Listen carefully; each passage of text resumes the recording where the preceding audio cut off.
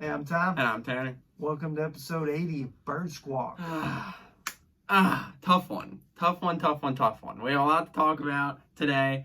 I'm not concerned, but we'll get into it deeper as we talk about the unfortunate loss, 17-11 to the 49ers at home.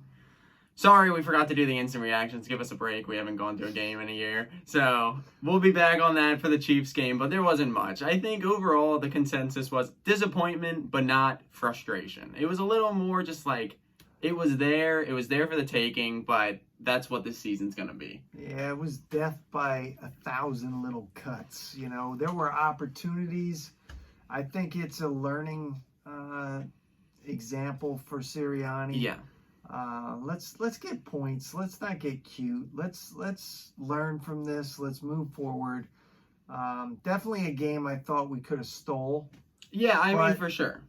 You know, that's the way that, like you said, that's the way this season's going to go. Yeah, so let's get into it. Jalen Hurts, we're going to break down a little bit here and there. Jalen Hurts, 12 of 23, 190, ran for like 88.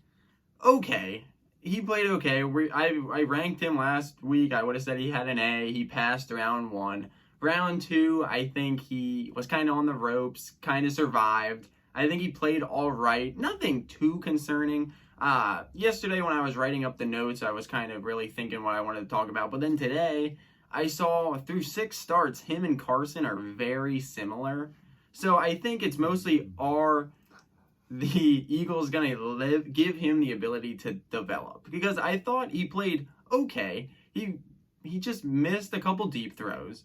He had Devontae early in the game near the end zone. He had Rager in a second opportunity later in the game. But then he also had some good ones, obviously the one to Quez. And he made a couple of another Quez for like 30 yards throughout the game. The big thing I'm concerned about was the underthrows on the deep ball and nothing over the middle. I don't know if that's game plan or if that's just him not getting anything there, but there's nothing across the middle. I was kind of biting my tongue there while you were talking because I feel like the game plan was not where we needed it to be.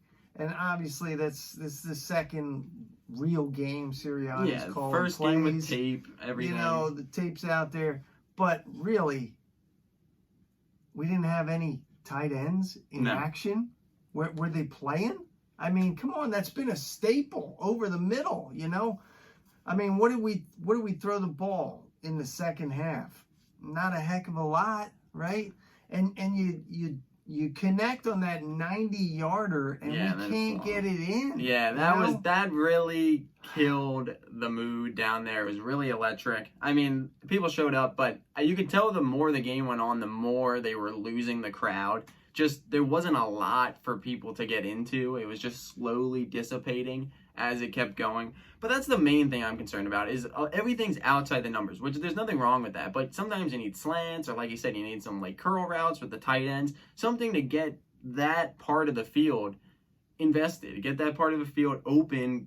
That can help. I mean, I really think they only had like 23 pass attempts. You know, they targeted Devontae 7 times. I mean, we gotta get the tight ends in this mix, you know, and they gotta come up with some kind of rotation for a short yardage back. Yes. Somebody's got to be added to this mix because Gainwell cannot get the short yardage. You know, I don't know why Boston Scott has been isolated to the bench, what you're doing with Howard. But when we get down at that goal line, man, I think if you don't learn anything, Sirianni, you need to learn that we're just going to pound that rock 4 freaking times and get it in the end zone. Yeah, I mean, that was a perfect segue. I was literally about to talk about the running backs, and I literally have on here. Miles, 13 for 55, maybe need bigger back for short, third and shorts, etc. In the Falcons game, there was a couple times that the Birds got stopped short when they went to run the ball. Once again, at the goal line. Once again, the play calling was a little iffy at the goal line. But those short yardage, I love Miles. I've talked about Miles on this channel that he has the potential to be a 1,000-yard rusher this year. He was productive again. I think even though it doesn't feel like they did stay with the run. They let it develop. And I think he had a good game again. Gainwell, I like the youth. But once again, a smaller back. I agree. I think You need even a Josh Adams type guy, or it doesn't have to be LeGarrette Blount, but just a bigger, beefier guy for those short yardage things. Because it used to be with said quarterback, it was the quarterback sneak.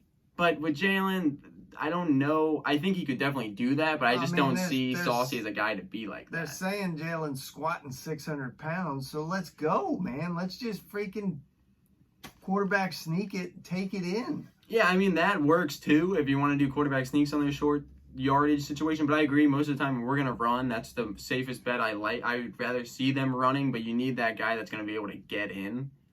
I mean, it just didn't feel like the quick action throws Sunday. It felt like it took some time to develop, and then we're throwing it. I mean, it's some bonehead moves, stepping out of bounds. That one was tough. I don't know. I will say that, I mean, the atmosphere down there, pregame, leading up to the game, kickoff, electric. Yeah, it was obviously lived up to the hype. But like I said, people were into it. The defense was playing good early. They were really, I think the defense got a lot of crap that they didn't deserve. I think they kept us in that game the way the offense was playing. But the defense came out 3-and-out. It was really, like you said, it was electric. People were really into it. But like I said, as the game continued, by the second half, it was like, we need a spark here. This crowd needs to get back into it, and there was just nothing there. Something to happen. And one thing I did say walking in, man, and I will give props to the Niners fans. I mean, they travel, but there was a lot of red down in that. Yeah, stadium. I mean, they're obviously, like I said, there's like I said to you, Cowboys, Steelers, Niners, they're going to be teams that show up, and there was a good showing of Niners fans there. We've been coming down there for quite some time now, and that's the most I've seen of some other team invading the link like that. Yeah, I mean, it wasn't an invasion, but it was pretty good. They had a pretty good showing. But, like I said, the defense I didn't really mind. The only thing that kind of was frustrating with the defense is they beat us on like 3 plays. Jimmy G could not throw farther than 10 yards. He was having trouble with that all game. They either ran a screen, they either tossed it like a pitch, or they just ran I formation run. That's literally all they did in the second half, and it worked. That was where I was a little struggling. I think the defense kind of just wore down as the game kept going on. Obviously, the injury to BG didn't help with that. That's unfortunate with him being out with the torn Achilles.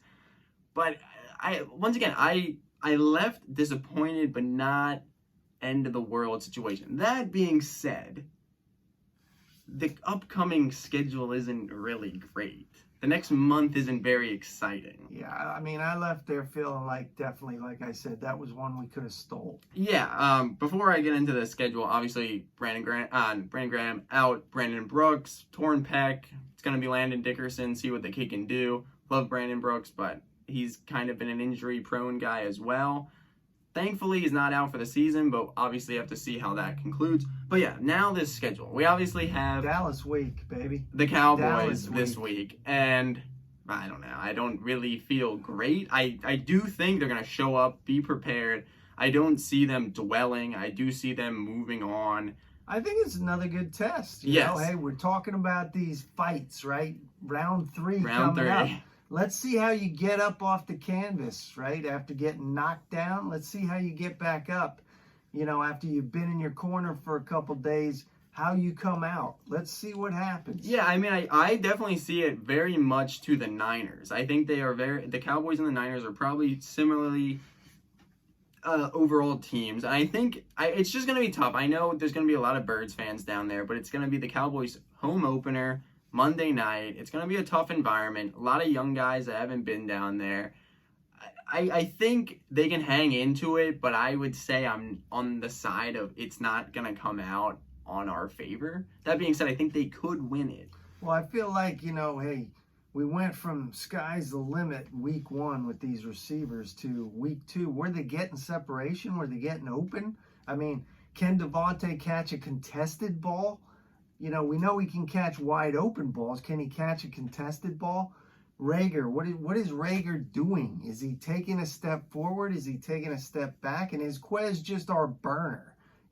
What's going on here? We got another suspect secondary that I think Dallas has that we Yeah, can I mean, go their at. defense isn't you know? great. I do think, yeah, I think it's definitely better than the Niners matchup wise. I do think it's just gonna be these growing pains and kind of just this is how it's gonna be. I know people don't like that in this city, but literally when we were leaving that game, as great as week 1 felt, but that loss, I left and I was like, this is what I knew was gonna happen. That's why I wasn't too upset because I knew this. I'm with you. No but expectations. The rebuild just doesn't feel right No. coming out of your mouth. You Yeah. know, it's been so long since we've done a rebuild. Yeah.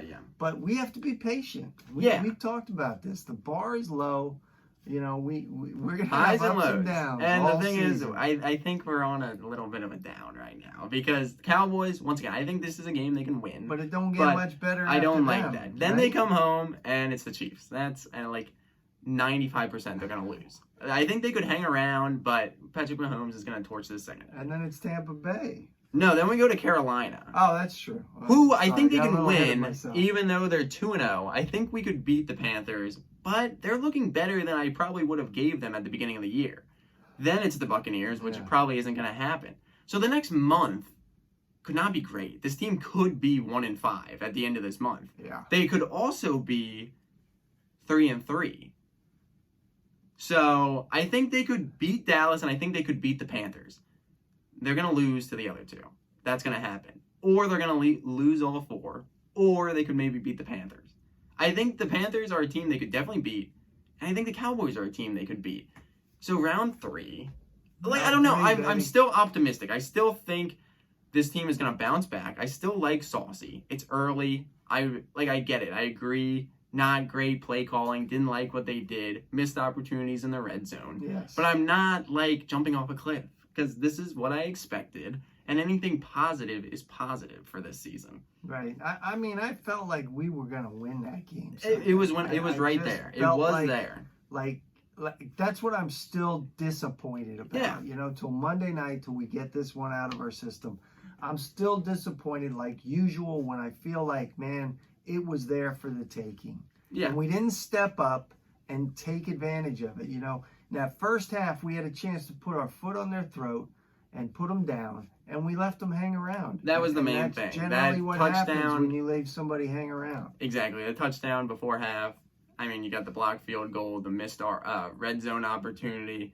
You left points on the board. They put a drive together. You dominated the whole first half and went into halftime losing. Yeah. Kind of sucked, but that is what it is. Yeah, halftime was definitely like a gut punch. Yeah, it was kind of like, this is really where we're sitting right now.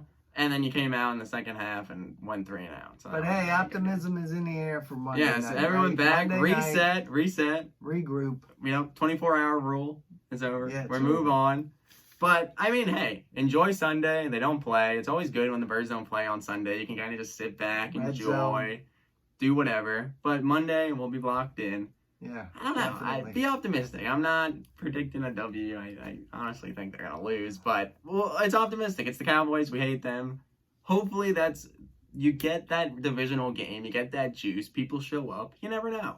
The last time we were down there, Jalen and them got freaking smacked last year at the end of the year. Yeah. So you never know. Let's see what happens. But as always, guys, thanks for watching. We'll be back Wednesday as always. Make sure to follow us on Instagram at birds_squawk. Make sure to like, comment, subscribe. Fly Eagles fly. Go Birds.